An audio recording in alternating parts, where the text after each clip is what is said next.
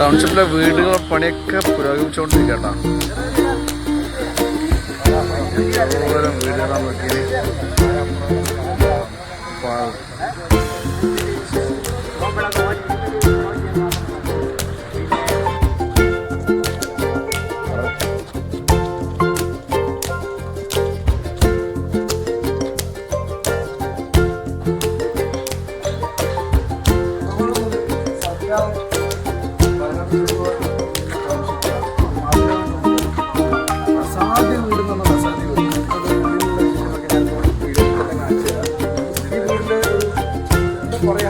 മനുഷ്യന് സ്വപ്നം കാണാൻ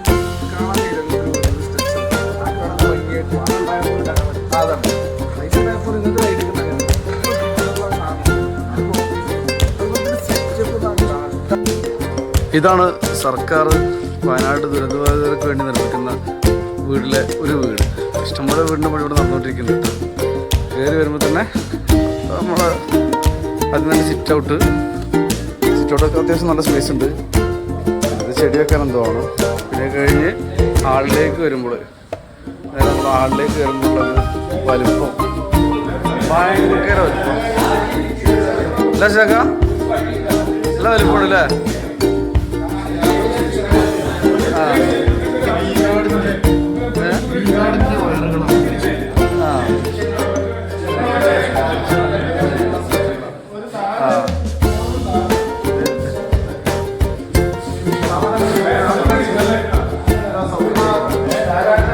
ഇതെന്താ സ്പേസ്? Study room, studying. പിന്നെ ഇതൊരു ബെഡ്റൂമാണ് വരുന്നത്. റൂമിൻ്റെ സൈസ് കാണിച്ചു തരാം. അത്യാവശ്യം സ്പേസ് തന്നെയാണ്. അറ്റാച്ച്ഡ് ബാത്റൂമാണ്. പിന്നെ അത് കഴിഞ്ഞ് നേരെ നമ്മൾ ഇങ്ങോട്ട് വരുമ്പോൾ ഒരു കോമൺ ആയിട്ടൊരു ബാത്റൂമുണ്ട്. ഇതിനാൾ തന്നെ കോമൺ ആയിട്ടൊരു ബാത്റൂമാണ്. ചെറുതാണ്. അത് കഴിഞ്ഞ് അടുത്തൊരു ബെഡ്റൂമാണ്. ഈ ബെഡ്റൂമിനകത്ത് ബാത്റൂം വെച്ചിട്ടില്ല. കാരണം കോമൺ ബാത്റൂം ഡൈനിടത്തിന് ഉള്ളതുകൊണ്ട് വേണം നിലക്ക് വെച്ചതായിരിക്കും. അത് കഴിഞ്ഞ് നേരെ പിന്നെ കിച്ചണാണ്. കിച്ചണിൻ്റെ ഒരു പ്രത്യേകത എന്ന് വെച്ചാൽ കിച്ചണിലേക്ക് കയറി കഴിഞ്ഞാൽ സ്ത്രീകൾക്ക് എത്ര സ്ഥലം തേച്ചാലും ചെയ്യാത്തതാണ്. അപ്പോൾ ഇവിടെ രണ്ട് രീതിയിലാണ്. അതുപോലെ തന്നെ ഇവിടുത്തെ കബോർഡിൻ്റെയൊക്കെ വർക്ക് കഴിഞ്ഞിട്ടുണ്ട്. നമ്മൾ സാധനം സൂക്ഷിക്കാനുള്ള കബോർഡിൻ്റെയൊക്കെ വർക്ക് ഒക്കെ നടന്നുകൊണ്ടിരിക്കുകയാണ്.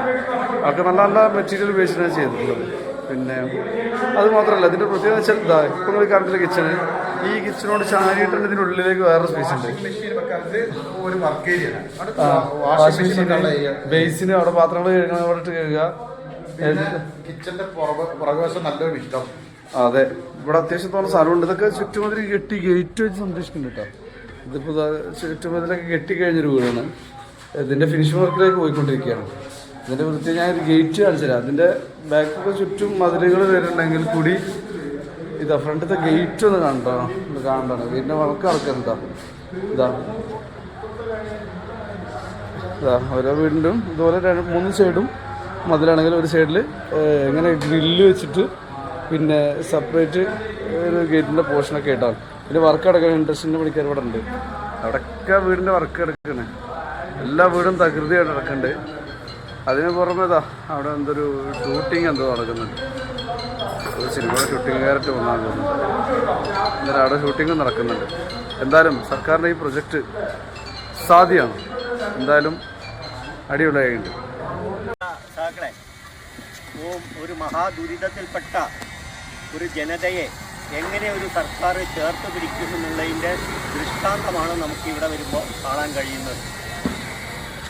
ഒരു ദുരന്തത്തിൽപ്പെട്ട ആളുകളെ എത്രത്തോളം കേരളത്തിലെ ജനങ്ങളും സർക്കാരും നെഞ്ചേറ്റുന്നു എന്നുള്ളതിൻ്റെ തെളിവ് മറ്റാരെക്കാളും ഏത് ആളുകളും കൊടുക്കുന്ന വീടിനേക്കാളും വളരെ ഉന്നതിയിലെത്തുന്ന രീതിയിലേക്കാണ് ഈ വീടിൻ്റെ നിർമ്മാണവും ഇതിൻ്റെ എല്ലാ സ്ട്രക്ചർ നിർമ്മാണങ്ങളും നടന്നുകൊണ്ടിരിക്കുന്നത്.